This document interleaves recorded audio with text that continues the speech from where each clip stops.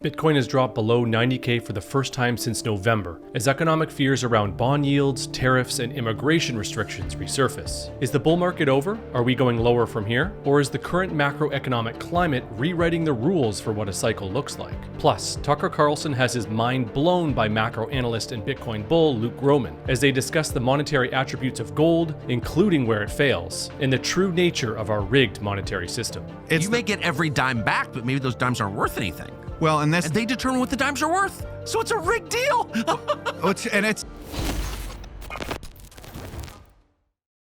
Bitcoin dipped hard in early morning trading hours below $90,000 for the first time since it crossed those levels in mid-November of last year. It broke down below the strong resistance of 91K that it's held for the last few months, as the market once again became increasingly fearful as investors come to grips with the fact that the Trump administration is seemingly serious about shaking up the entire global economic order. The US administration is reacting to the 10-year Treasury bond yields rising, and they've made clear through Treasury Secretary Scott Bessent that they want to pull back the fiscal punch bowl which has driven so much overperformance for the market since 2023. Add to this the reemergence of the Trump tariffs and immigration restrictions, and investors seem to be increasingly worried about a growth scare, which caused equity markets, Bitcoin, and even gold to take a hit. Bitcoin's Fear and Greed Index, which tracks general market sentiment, touched extreme fear this morning, which I would say is pretty bullish considering we are only 20% off all-time highs. Now, could we go even lower from here? I would say yes, in the short term we definitely could go lower, and that's mainly due to very few coins being exchanged in the $80,000 range. In November, we basically ripped from 73K straight through to the high 90s and eventually 100K. So there's a bit of an air pocket in this zone, and if the negative sentiment and selling continues, we could revisit the 70,000s, which in my opinion would be an incredible buying opportunity if we ever do get there. And that's because the fundamentals of Bitcoin in its rising place amidst global assets has not changed one bit. Eventually, the sellers will be exhausted, and the market will remember that there's nearly $800 billion of liquidity sitting in the Treasury General Account just waiting to be pumped into markets. And this is yet another great reminder of why Bitcoin exists in the first place. Macro analyst and Bitcoin bull Luke Gromen was on Tucker Carlson yesterday, and Tucker had his mind blown as he was faced with contemplating the nature of our rigged monetary system. That's why when you've got this dichotomy where for 40 years, from 1974 to 2014, global central banks were buying treasury bonds and they were selling gold. Why would you ever buy a bond from the same person who can print the currency? I just don't understand that. If you believe the inflation numbers, and look, there are... It's like a rigged system, right? Like the government is issuing the debt, which is held in a specific currency, but that same government prints that currency.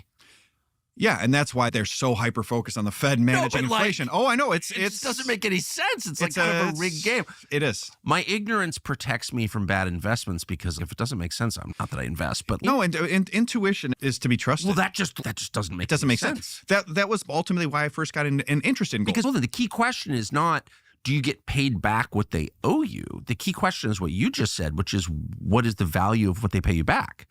You may get every dime back, but maybe those dimes aren't worth anything. Well, and they determine what the dimes are worth. So it's a rigged deal. And that wasn't the only time Tucker had his mind blown in the interview. They talked a lot about gold, why it holds so much value, and why it's still valued even today amidst all of our modern technology. Why would gold, which doesn't have great inherent value, what is gold actually worth? Well, you can't eat it. You can't heat your house with it. Why the stranglehold on human beings from gold? And why did it emerge in these separate cultures, and we know from the archaeological record, on separate continents, had no contact with each other? At roughly the same time, they all decided that gold was the most valuable thing. What is that? There is a mystery at the heart of gold, no? Yeah, I think it ultimately evolved to that because it isn't used for anything, right? So there's something called stock to flow in commodities, if you analyze commodities. And stock to flow is just what is the stock of inventory of that commodity and what is the flow? How much of it do you use a year?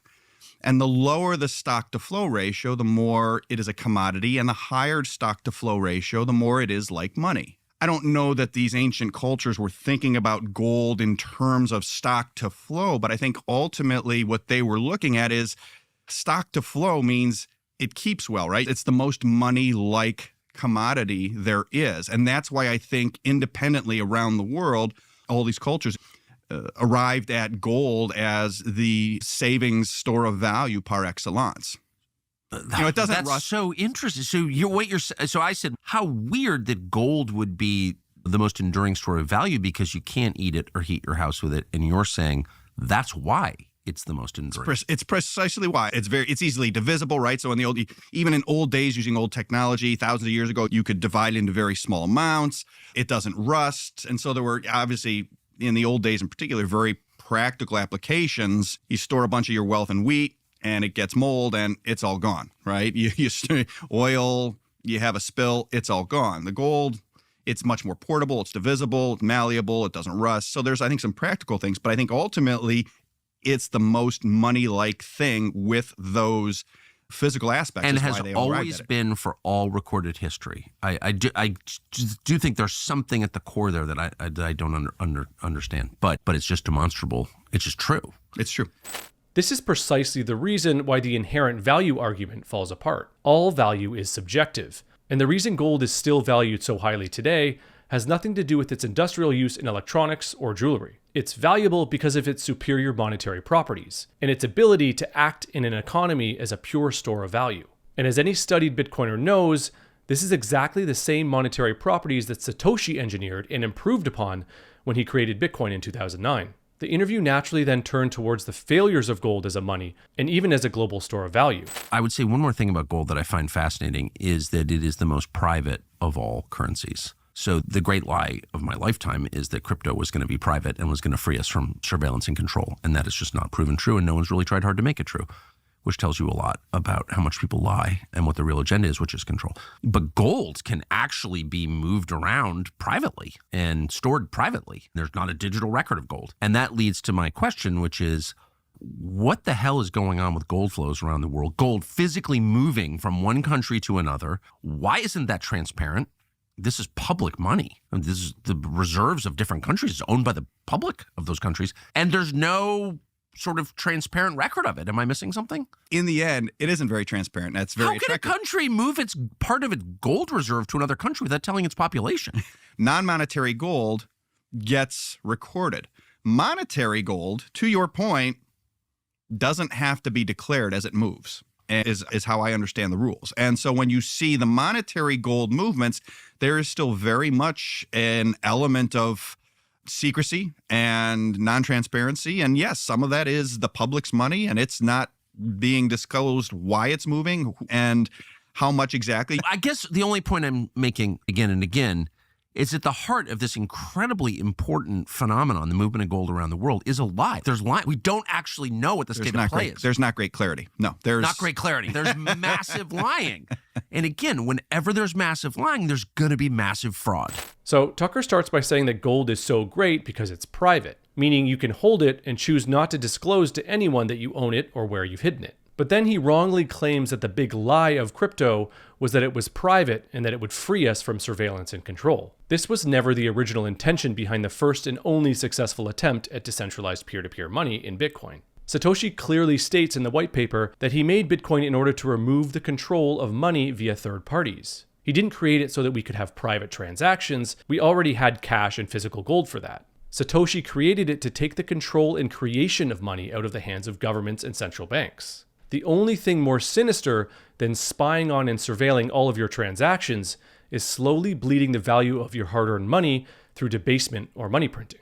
It is true, however, that under current KYC and AML laws, it's very hard to purchase Bitcoin without giving up your personal information. And here's the misconception that really bothers me. Bitcoin as a direct peer-to-peer digital money does not take or track your personal information. The network is pseudo-anonymous, meaning you can see into the ledger and watch the flow of funds from one wallet to another. The only thing that adds identity and personal information to the picture is the exchanges themselves, which require ridiculous and invasive KYC and AML laws to function legally. So to clarify, you can buy KYC-free Bitcoin and send it across the world anonymously and avoid being surveilled. It just becomes a little bit more complicated under the current exchange laws. But I digress. After affectionately talking about gold for its ability to be held privately, Tucker then unintentionally brings up the fatal flaw of gold that has brought us to where we are today. And that fatal flaw is the inability to audit the supply and easily track who owns what. What Tucker wants, and understandably so, is to have his cake and eat it too.